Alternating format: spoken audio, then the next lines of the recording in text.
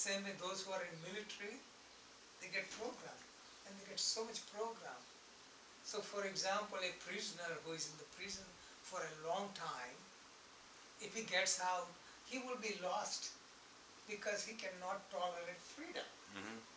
Tell me what to do. Same way monks who are under strict discipline, they go out in the world, they don't know what to do because they're always told. So I'm saying is, think for yourself. You cannot be under any authority that gives you this. Jim, anything? Closed-minded people, dealing with closed-minded people. You can lead a horse to water, but you can't make him drink. And I think people that are closed-minded, and we all deal with them all the time. I've certainly been closed-minded in my life over a lot of things. Yes. Probably still am. So compassion, yes. But I think it has to do with the fear of Yes. pain that you'll experience with growth. You know, people don't want to change. They don't want to listen Yes. to a new idea or this or that because that involves change. And Yes. change involves growth, and then growth Yeah, involves taking responsibility. So Yes. that's all I got. Yeah. So overall, spiritual path is expansion of your consciousness instead of shrinking the consciousness. So sometimes, you become close-minded, you shrink your consciousness.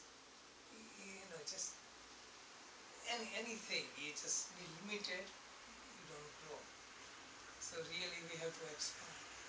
And the first thing to conquer is fear. Fear of death is the greatest fear. So for spiritual path, one has to face the fear of death, fear of old age, fear of suffering, fear of insult, fear of loss. And when you are prepared, then you come out more shiny, just facing those realities, then you become freer. So freedom comes when you let go of the fear, and these are the fear which holds us uptight. You cannot think creatively, you cannot do so many things, so many situations. You could be happy if you were free, but because you are conditioned, this is why we suffer. So this expansion comes. Jim, anything? Make anything? I think people just stereotype all the time what yoga is all about. Yes. They don't. Why would they say something about something they never even tried? Yes. And that's what happens. People stereotype what yoga is, thinking it's some kind of a cult or religion or something like that. It has nothing to do with any of that.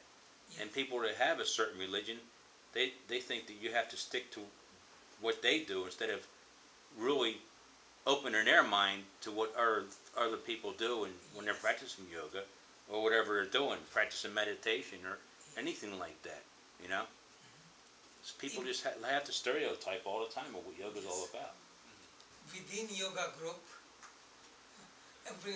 each group is stuck on their own dogma, like this is the way to do.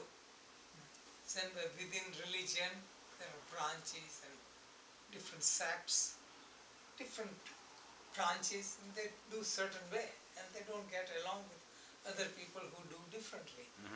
And these are the people who suffer. All the tension they get because of they try to defend. Generally, most of the groups, they tell you, like they want to control you. This is the only book you read. This is the only thing you follow. This is the only thing you do. You don't go outside. So they're afraid you go outside, you get converted. They're afraid. So I like the people who say, you study with me, go ahead anywhere, explore.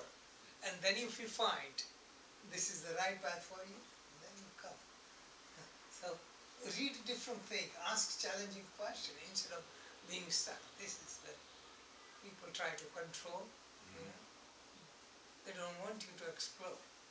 So this is how most of the groups are built, our religions are built, all the cults are built, because becoming dogmatic. You don't grow by being dogmatic. Santi, tell us what it was like back in 1970s when you first started yoga compared to what it is today. Yeah, it's completely different. Like in this book I have that interview asking yoga in 60s, yoga in 70s, yoga in 80s, just 90s. It's changing. Mm-hmm. One time it was more like spiritual, Mm-hmm. more philosophy, more of meditation, more of metaphysics, very little of physical exercises. Today, yoga has become more like exercise, Mm-hmm. physical thing, and not even doing the proper yoga position, just so much stuck on brand name, style, and they're building up on yoga, yin yoga, yang yoga, shoulder yoga, hips yoga, this, that. That's just, they're losing the whole concept. Mm-hmm. So, a couple of days ago, I wrote on Facebook that one should be clear about the goal and use whatever means necessary to fulfill the goal. Mm-hmm. What it means, if you want to go somewhere, you can use a car, Mm-hmm. you can fly, you can take a boat, or you can walk, whatever means necessary. Don't get stuck. You are going in by car and a river comes. So you say, well, I'm going to go by car. Well, you have to take a boat or take your car in the boat. Something like that. Metaphor is change the means. Body is a means to explore our higher self. But body, when it becomes goal, then you get totally lost. So many trends of yoga today considers body as a goal, and they sacrifice bliss, that is the goal of yoga, for getting into the body. Competition, being able to do something, they get hurt, they feel stressed out, all kind of things happen. It's lacking contentment, that's for sure. Right. So I wrote, I think I had in this book also, but I wrote on the Facebook that they are eating the peels of banana and throwing away the pulp. And people like that comment because you're missing the point. Banana peel is only protective, so that you eat the pulp. Same way, body is the starting point, so you go beyond, you go inside, don't get stuck on the body.